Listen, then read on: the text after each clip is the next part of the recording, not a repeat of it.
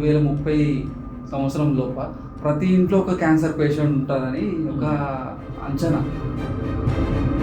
Microplastics could also result in cancer. ఒక credit card size అంత plastic already మన బాడీలో ఉందండి. There are microplastics in our bodies.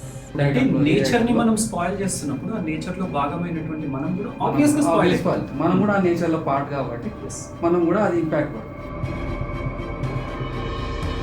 అంటే గవర్నమెంట్స్ వాళ్ళు కొన్ని ప్రోగ్రామ్స్ ఇట్లాంటివి చేస్తున్నారు, అయినా కూడా అంటే ఆ రిజల్ట్ అనేది మనకు కనిపిస్తుంది. మన ఇల్లుని హరిత గృహం లాగా చేసుకోవచ్చు. అంటే మన ఎన్విరాన్మెంట్ ఫ్రెండ్లీ హోమ్. ఇది వరకు రాక్షసుడిని ఒక కుండలో బంధించడం ఏదో అట్లా అని చేస్తాం కదా.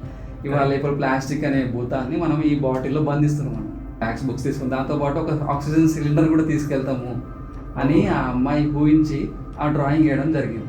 స్వచ్ఛ భారత్ అనేది గవర్నమెంట్ ప్రోగ్రామ్ అనుకుంటారు. It's not a government programme, it's people's programme. Direct people's participation ఉంటేనే అక్కడ స్వచ్ఛ భారత్ అనేది అవుతుంది.